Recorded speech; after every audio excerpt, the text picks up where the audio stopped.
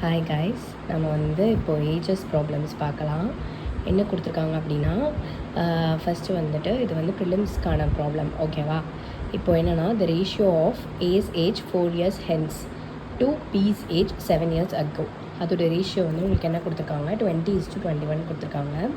And the present age of C எக்ஸ்ன்னு கொடுத்துருக்காங்க. ஓகேவா? If the average of the percentage of A, B and C is 41 years and the percentage of C 11 years is less than the percentage of B. இப்போ என்ன கொடுத்துருக்காங்க பார்த்தீங்கன்னா, average present ஏஜ்குள்ளே A, B and C ஓடது கொடுத்துருக்காங்க 41 years அப்படின்ட்டு. அதுக்கப்புறமா percentage of C எப்படி இருக்குமா, 11 years less than the percentage of Bன்னு கொடுத்துட்டாங்க. Then find the value of X அப்படின்னு சொல்லியிருக்காங்க. ஃபஸ்ட்டு நீங்கள் இதை எப்படி ப்ரொசீட் பண்ணோம் அப்படின்னா, ஃபஸ்ட்டு நீங்கள் இந்த ரேஷியோவை கரெக்டாக எழுதிக்கோங்க. ஓகேவா? இப்போ இதுதான் ப்ரெசண்ட் அப்படின்னு வச்சுக்கலாம். இப்போது இதிலிருந்து 4 years ஹென்ஸு. ஸோ 4 years ஹென்ஸ்னால் இப்படி வச்சுக்கோங்க.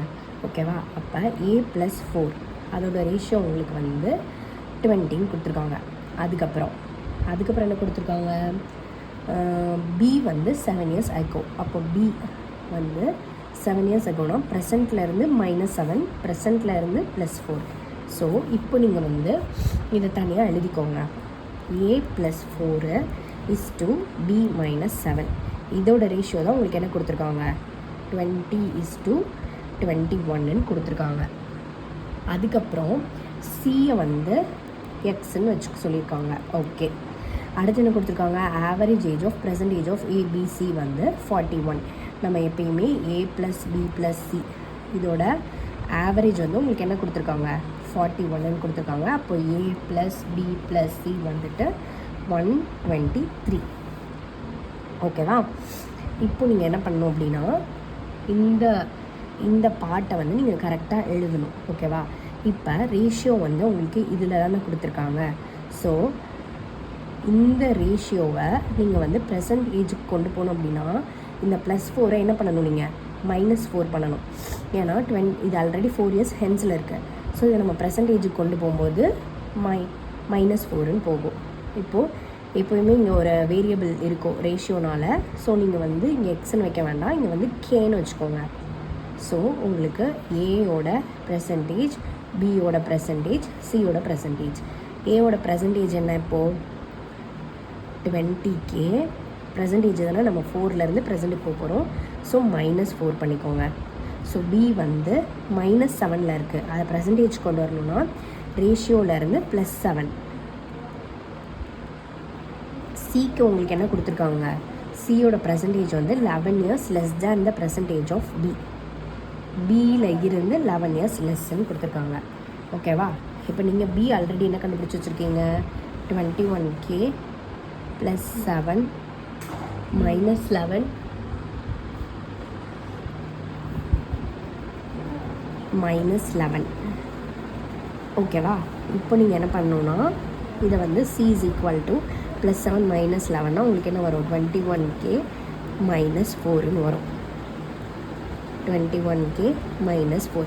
இப்போ எல்லாத்தையும் ப்ரெசன்டேஜில் எழுதியாச்சு. நமக்கு ஒரு வேல்யூ தெரியும் ஆவரேஜாக. அதுலேருந்து நம்ம சம் கண்டுபிடிச்சி வச்சுருக்கோம் 123ன்னு. ஸோ இதை அப்படியே சப்ஸ்டியூட் பண்ணுங்கள்.